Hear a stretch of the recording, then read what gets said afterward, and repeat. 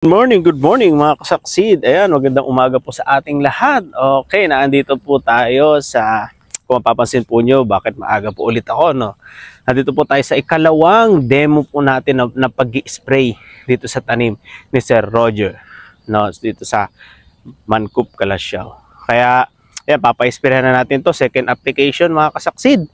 At ito po yung itsura niya. Pero bago po muna yan, good morning po sa ating lahat. This is GMG Agri TV aka Organic. Don't panic, it's organic. Pasanto siya kabasan, it's Kiamin dito sa Pangasinan mga kasaksid. So let's go, let's go.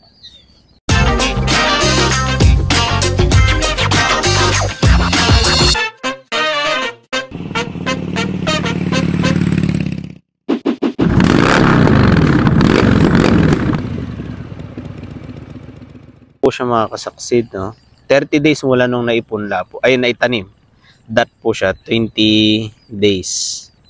Ayan, mula nung nailipat tanim po siya. Ayan, 20 days. Ito na po yung pangalawang spraying namin. Kasi, ayan, nabunuhan na rin to ni Sir. Kaya, ayan, green na rin siya. Tingnan natin kung ano yung magiging ano niya. At, yan, sa anihan din naman makikita kung gaano kaganda yung magiging ano na ito. Ngayon, pa-spray natin para mag-green pa siya lalo. Ayun yung maganda niya. Dito nata si Sir Roger. Ayan. Pasaksid. Start na tayo ng spraying. Second application natin ng pag-i-spray. 22 days dot. 20 dot na to. Ayan. Nag-green na siya nun kaya sigurado mag-green ulit siya. Ayan.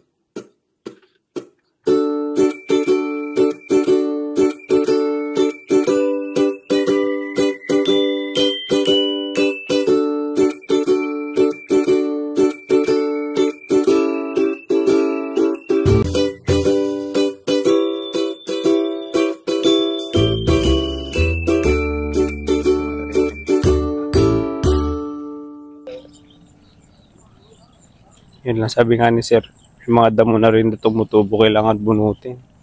I-manual to mga kasaksi. Ayun, ang naging payo niya rin po sa akin at sa ating mga kasaksid, dapat po hindi po tayo basta naglalagay ng mga chemical o lason kung tawagin sabi niya dito sa ating taniman. Kung kaya naman po nating mabunot yung mga damo, mas maigi dapat bunutin na lang po natin.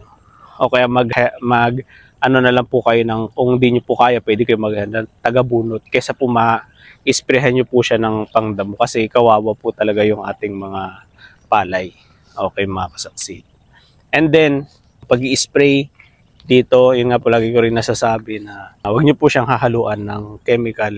So pure lang po talaga siya para makita nyo talaga yung ganda at epekto ng ano. Napaka-importante po talaga ng foliar fertilizer. Lalo na sa era natin ngayon, no? New technology kasi ito eh. Kumbaga, 2 beses ka nag-aabono sa baba at sa taas, mga kasaksid. Tapos yun, mga kasaksid. Yun lang din naman. Siguro kung mag-aaro po kayo, sa harvesting po lang yun, banggitin ko din yung harvesting kay Pastora. Siguro harvest po siya nitong first week or katapusan, pero mga kasaksid, hindi po siya sabay-sabay. Siguro kung makakabisita tayo doon, yung iba na harvest na, yung iba hindi pa ma-harvest. Kasi yung, bakit hindi sila sabay-sabay? Kasi po yung date nila, yung maturity date po nila, hindi po sila, magkakaiba po kasi sila ng variety. Pero kung magkaisa sana sila ng variety, kaya sana, isang harvesting. So gagawin ni Pastora para mabilang niya kung ilan yung magiging harvest niya.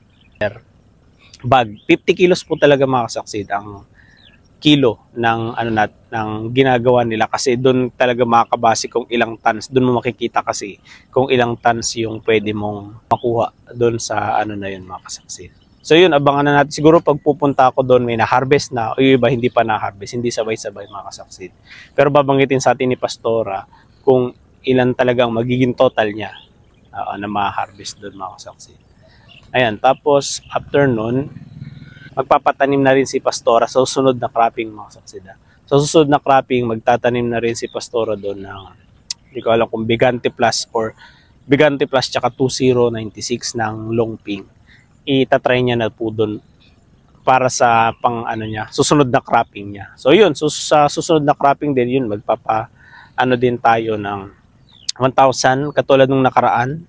Dito naman para sa Goshen naman. 1,300 siguro, no? Ganun ulit, or 1,000 square meter. Yun yung papatesting ulit natin. Ng application is yung apat po ulit. Yung apat, yung una, 1 or 2 days before transplant. Tapos susunod po, yun na po yung 20 or 22 days. Ayan. Yun na po yung mula nung nailipat tanim na po siya. Sunod is 40 or 45 days ang sunod.